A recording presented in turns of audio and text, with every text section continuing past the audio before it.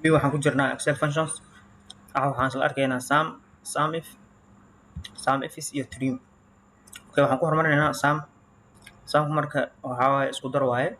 halkan waxaa noo qoran ardayda magacyadooda, halkan taranka waxay keeneen iyo finalka sidee la iskugu daraa marka labadan tiro.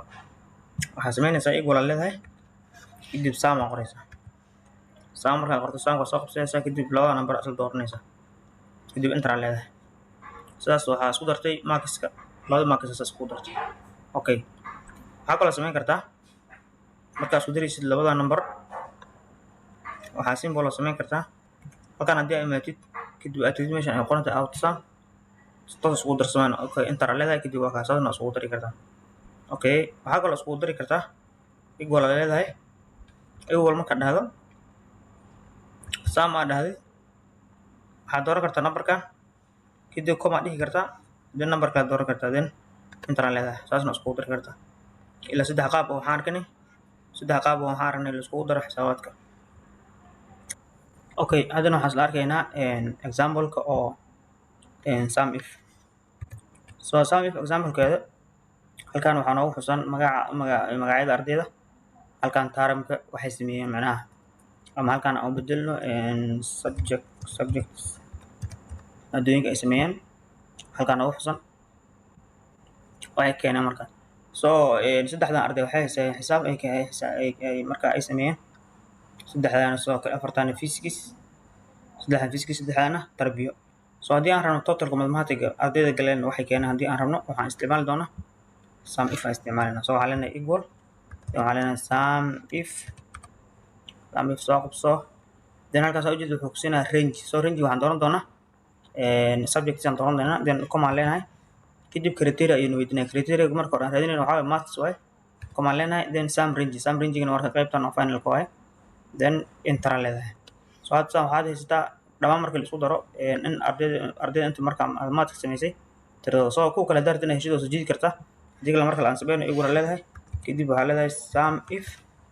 Okay, then range-ga uu sheegayo waa qaybtan oo maadooyinka ah comma leedahay kadib criteria waxaan rabnaa physics aan rabnaa comma leedahay kadib sum range aad dooranaysaa marka then enter aa leedahay.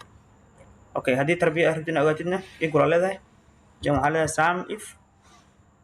Okay, then range-ga dooro range-ga qaybtan waaye then waxaan leedahay comma kadib waxaan dooranay criteria oo tarbiya then comma leenahay kadib sum range aan dooranayna then enter aa leenahay.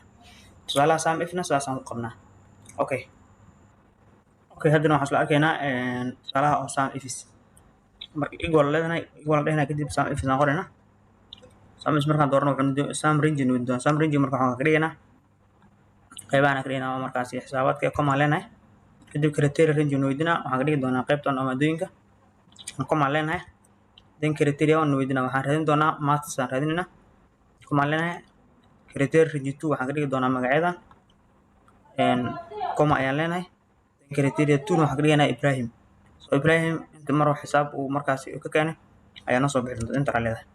wuxuu keenay 132 waxay ku imaatay halkan wuxuu ka helay 67 halkan wuxuu ka helay 65 saas ayuu markaas u xisaabinayaa.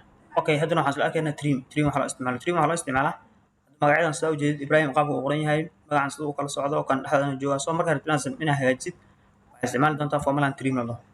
equal aa leedahay then trim ayaad qoraysaa. trim markaa qortid trim dooro then magacyada dooranaysaa kadib enter aa leedahay. Okay, dana soo jiidi kartaa markaan si markaasi magacyada waxay isku imaanayaan sida loo baahnaa oo markaas waxaa ka baxayo wixii u dhexeeyay. Okay, halkaan waa ku isticmaali kartaa halkaan ka dhigla gareyno qoraalkan aan ka dhigla gareey meeshan then waxaan leeyahay equal aan dhihi doonaa kadib waxaan qori doonaa trim markaan soo qabsado oo magacyada aan doorto then enter aan leeyahay magaca ugu horeeya oo soo baxayo kuwa kalena si aan u helo halkaan taga laba mar kala kaliisiinaa magacyada soo ujeed qaabkaas la sameeyay. Okay, hadda waxaan qaadanay oo aan fahanay sum if iyo trim.